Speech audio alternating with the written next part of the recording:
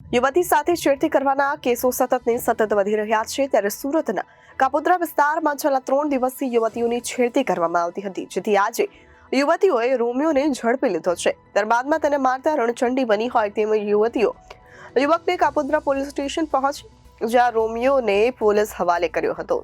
યુવતી સાથેની છેડતી કરવાના કેસો સતત વધી રહ્યા છે ત્યારે કાપોદ્રા સુરતના વિસ્તારમાં છેલ્લા 3 દિવસથી યુવતીઓની છેડતી કરવામાં આવતી હતી, જેથી આજે યુવતીઓએ રોમિયોને ઝડપી લીધો છે।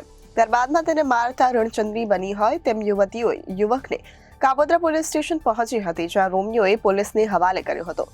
ઓફિસ જતી યુવતીએ છેડતી યુવક છેલ્લા 3 દિવસથી કરી રહ્યો હતો, જેથી યુવતીએ આજે રેકી કરી રોમિયોગીરી કરતા યુવકને ઝડપી લીધો હતો।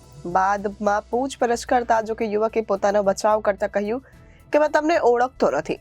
બાદમાં યુવતીઓએ મારવાનું શરૂ કરતા લોકો એકઠા થયા।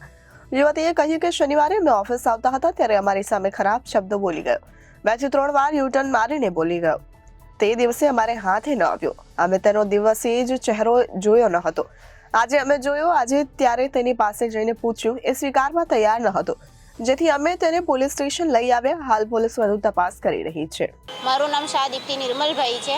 અમે શનિવારે ઓફિસે આવતા હતા ત્યારે એ વ્યક્તિ, એને તો ભાઈ બી નહીં કહેવાય કારણ કે એને ભાઈ જેવી મર્યાદા રાખી જ નથી, તો એની માટે એ જે વ્યક્તિ હતો એ અમે આવતા હતા ત્યારે અમને ઊંધા બહુ ખરાબ રીતને ખરાબ વાણી વાપરીને ગયો છે, ખરાબ શબ્દ બોલીને ગયો છે, જે અમારે અહીંયા બોલાય એવું નથી કારણ કે એના જેવા નાલાયક અમે નથી।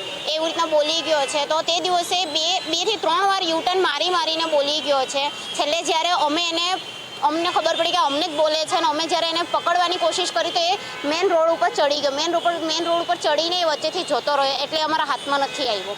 તો અમે તે દિવસે મેં એનો ફેસ બરાબર યાદ રાખેલો હતો કે જે દિવસે મને ભટકાય, જે દિવસે હું એને જોઉં તે દિવસે હું એને પકડીશ। તો આજે જ સવારે અમે ઓફિસ આવતા હતા, 9:15ની વાત છે, સવારમાં ઓફિસ આવતા હતા ત્યારે એ વ્યક્તિ મેં એને જોયા તો મેં મારી ફ્રેન્ડને કીધું કે આ એ જ વ્યક્તિ છે ને, તો અમે એને જઈને શાંતિથી પહેલાં પૂછેલું કે ભાઈ તમે તે દિવસે હું અમને બોલીને ગયેલા, તો એ અમને અમારી પર ચડી બેઠો કે હું નહોતો ને આમ ને તેમ દુનિયાભરનું ને પબ્લિક ભેગી થઈ ગઈ।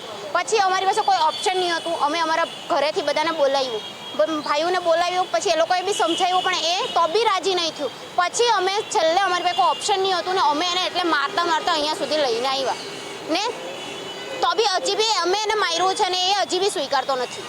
Bureau report Janadesh news, Surat.